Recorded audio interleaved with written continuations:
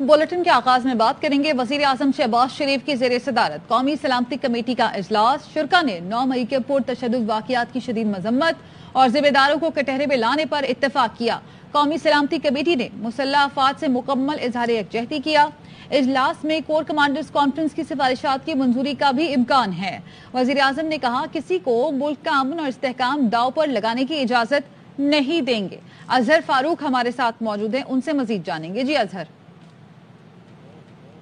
जी, वज़ीर-ए-आज़म शहबाज शरीफ की सदारत में कौमी सलामती कमेटी का इजलास जारी है। तकरीबन 2 घंटे हो चुके हैं। इस इजलास को तफसीली तौर पर इस इजलास को ब्रीफ किया जा रहा है।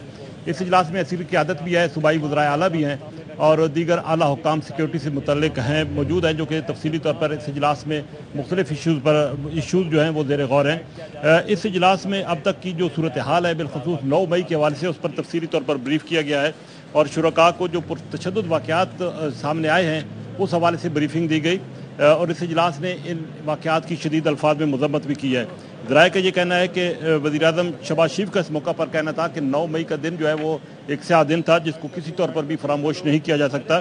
फ़ौजी और सरकारी तरसीबात पर जो हमले हैं वो किसी सूरत में काबिल बर्दाश्त नहीं है। सियासी जमात के इस शरपसंदों ने जो तयशुदा मनसूबे के तहत ये कार्रवाई की हैं, शुरकार ने इस पर मजम्मत की है, इसकी मजम्मत की है और तोड़ फोड़ और जला घेराव के जो वाक़यात हुए हैं इस हवाले से बताया गया है कि तकरीबन 5000 के करीब अफराद को जो है वो गिरफ्तार किया गया है। ये भी कहा गया है कि आइंदा ऐसे वाक़यात की किसी तौर पर भी इजाज़त जो है वो नहीं दी जाएगी, जबकि आर्मी एक्ट और ऑफिशियल सीक्रेट एक्ट जो है उसके तहत तो कार्रवाई जो है वो की जाएगी। और कोर कमांडर कॉन्फ्रेंस में इस हवाले से जो फैसले हुए थे इस बात का कभी इम्कान है कि उन फैसलों की भी आज के इजलास में तौसीक की जाएगी।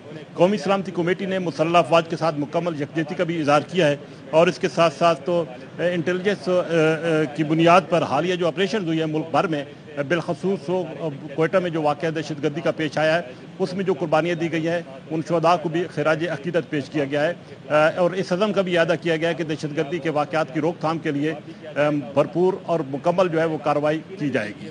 जी ठीक है सर, बहुत शुक्रिया आपका अपडेट करने के लिए।